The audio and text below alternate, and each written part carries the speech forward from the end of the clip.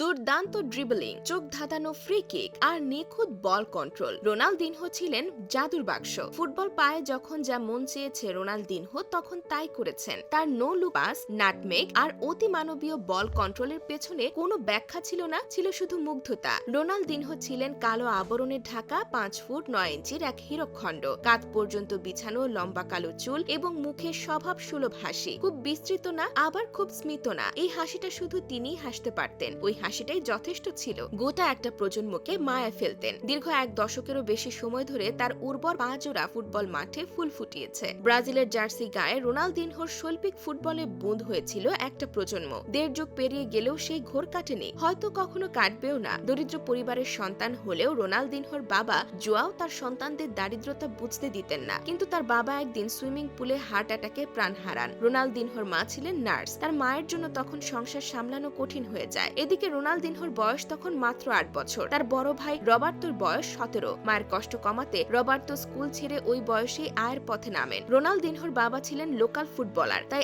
আয়ের জন্য রবার্তো তার বাবার পথ ধরেন। ফুটবল খেলা শুরু করেন। অ্যাটাকিং মিডফিল্ডার রবার্তোর কাছেই রোনালদিনহো ফুটবলের ব্যাকরণ শিখেছেন। রবার্তোই রোনালদিনহোর কানে আর মস্তিষ্কে গেঁথে দিয়েছিলেন সেই বিশেষ মন্ত্র, ফুটবল শুধু খেলার জন্য খেলা না, ফুটবল একটা বিনোদন। মানুষকে বিনোদিত করতে পারলেই খেলাটা খেলতে এসো। রোনালদিনহো বিনোদনের চেয়েও বেশি কিছু দিয়েছেন। পরবর্তীতে বড় ভাই রবার্তোই হয়েছিল রোনালদিনহোর এজেন্ট, ম্যানেজার এবং পরামর্শদাতা। মাত্র 7 বছর বয়সে 1987 সালে ব্রাজিলিয়ান ক্লাব গ্রেমিওর ইউথ টিমের হয়ে খেলা শুরু করেন রোনালদিনহো। এরপর 1997 সালের অনূর্ধ্ব 17 বিশ্বকাপের মাধ্যমে তিনি তার আগমনী বার্তা দিয়ে দেন। ওই বছরই তিনি জাতীয় দলের সুযোগ পান। এরপর তাকে আর পেছনে ফিরে তাকাতে হয়নি। রোনালদিনহো 1999 সালে ব্রাজিলের কোপা আমেরিকার জয়ে বড় ভূমিকা রাখেন। ওই টুর্নামেন্টে তিনি 6 গোল করেন এবং সতীর্থদের দিয়ে আরো 6টি গোল করিয়ে নেন। তখন থেকেই বিশ্বসেরা ক্লাবগুলো রোনালদিনহোকে পেতে মরিয়া হয়ে ওঠে। 2001 সালে তিনি পিএসজিতে যোগ দেন। ফরাসি ক্লাবটির হয়ে মুগ্ধতা ছড়িয়ে 2003 সালে যোগ দেন বার্সেলোনায়। এর আগে 2002 সালে ব্রাজিলের 5ম বিশ্বকাপ জয়ের পেছনে বড় ভূমিকা রাখেন। কোয়ার্টার ফাইনালে ইংল্যান্ডের বিপক্ষে তার সেই বিখ্যাত